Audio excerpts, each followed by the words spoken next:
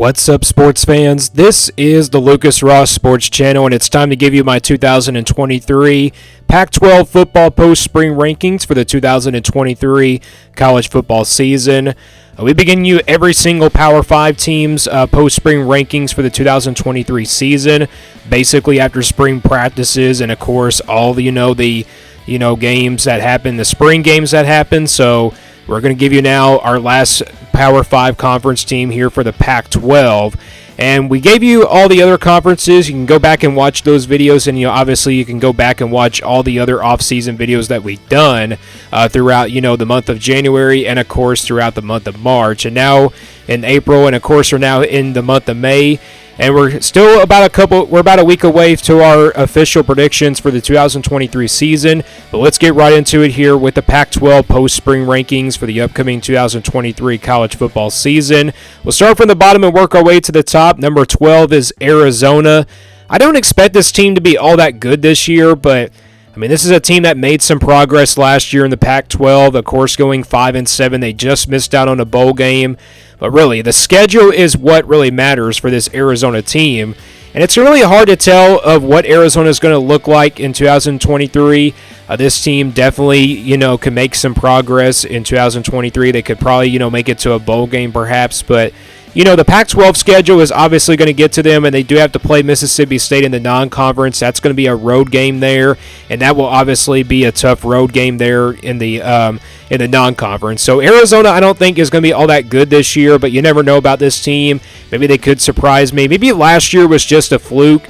Maybe they were just really overall that good, to be honest, but they had a lot of production, back from last year. The returning production this year is a little bit different. But anyways, Arizona here at number 12. Number 11 is Arizona State, another team that's kind of similar to Arizona State. Arizona. I don't expect this team to be all that good this year. I probably could have put them behind Arizona at number 12. But I think Arizona State, definitely their schedule is not that really difficult, more than Arizona's, but Arizona State still has to go through the Pac-12. That's going to be the hardest thing about all these schedules for all the Pac-12 teams is their schedules they have to go through. But Arizona State is coming off a really tough season last year. I kind of expect this team to not be all that good, so I don't really have much to talk about this Arizona State team. They're at number 11 here, though, on my post-spring rankings.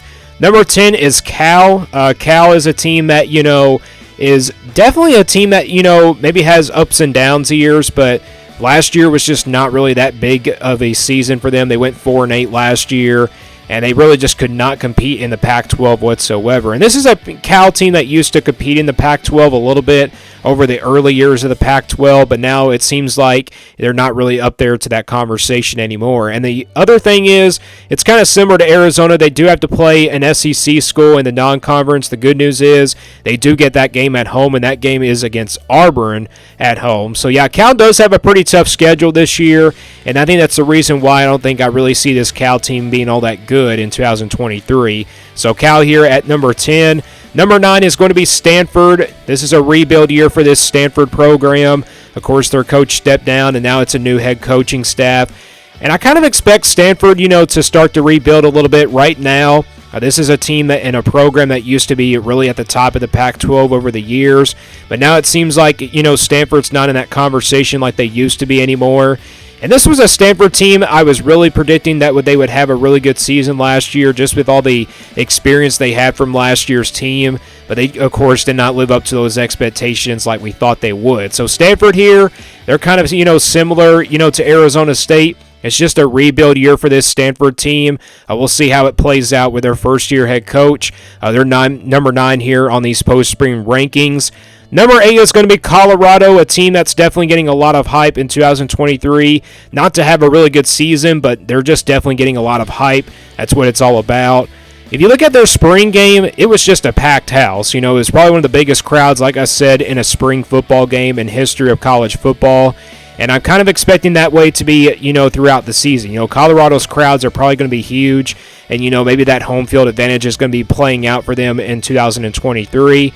Colorado's schedule, though, is obviously tough, a tough one to predict. We just don't know how good this team will be in their first year with Deion Sanders, but they're definitely recruiting. They're definitely heading in the right direction, but it just comes down to this first year for Deion Sanders in 2023. If they do have a pretty good season this year, if they make a little progress, maybe going 5-7 or maybe making it to a bowl game, Colorado is definitely a team that looks out for the future. So they're number 8 here in my post-spring rankings for the Pac-12. Number 7 is going to be Washington State. This is a team I'm really hyped up for. I think people are kind of sleeping on this Washington State team just a little bit. I think they're a dark horse contender in the Pac-12 this year. I think this will be probably like a 7 or 8 win team in 2023. I think Washington State's got the talent, to compete with, all these Pac-12 teams, and obviously, with the top contenders in the Pac-12. I think, like I said, people are just kind of sleeping on this team. I was not really high on this Washington State team last year, but this year I'm definitely, giving them a little bit of hype. So, again, they're not like a top contender, though, in the Pac-12 just yet. Maybe this year, if they start to, really win some games, they definitely are going to be in that conversation for next year. But Washington State does have to play Wisconsin in the non-conference. That will be their toughest game there on the schedule. But Washington State, I think, will be a dark horse contender in 2023 for this upcoming season. They're number 7 here in my post-spring rankings. Number 6 is UCLA. UCLA comes in here at number 6, a team that was really one of those top contenders in the Pac-12. And, when it comes to these, when it comes to the Pac-12, there's a lot of top contenders in the Pac-12, and that was kind of similar, to last year's season. We had so many teams in tier number 1, and obviously, maybe in tier number 2, but UCLA was definitely up there with those, teams that were definitely had a contention, to make the Pac-12 championship game. UCLA had the easiest schedule last year. That's how they ended up, I think, going 9-3 last year.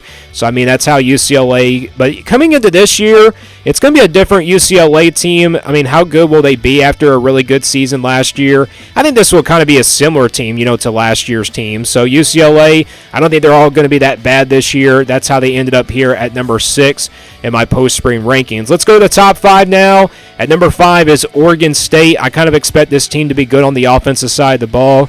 DJ Ogilvy coming in. How consistent and how good will he be for this Oregon State offense?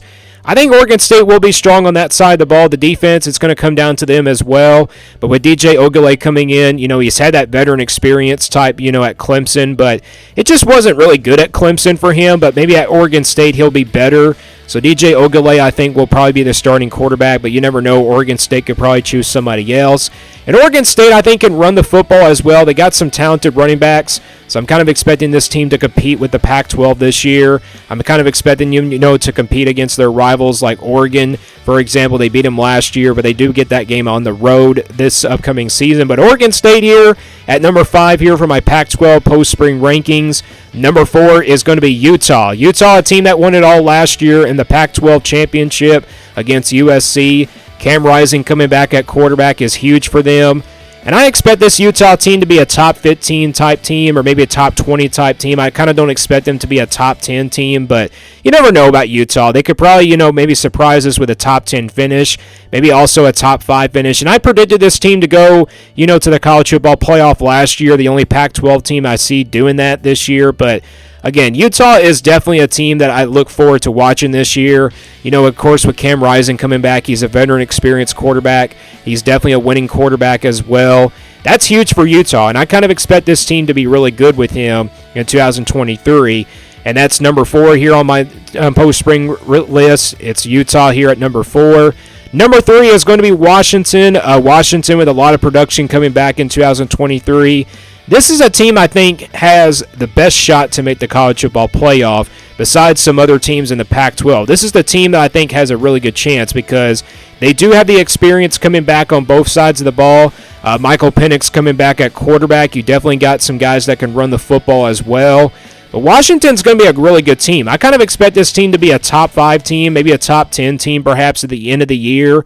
We just don't know how it's going to go out right now because it's too early to tell. But like I said, we start our predictions next Sunday, so it's really getting close, and we'll predict Washington's schedule. And Washington does have to play Michigan State in the non-conference on that schedule, but again, it's not really too bad of a schedule when you're in the Pac-12 because you can win any games in the Pac-12, to be honest. But number 3 here is Washington.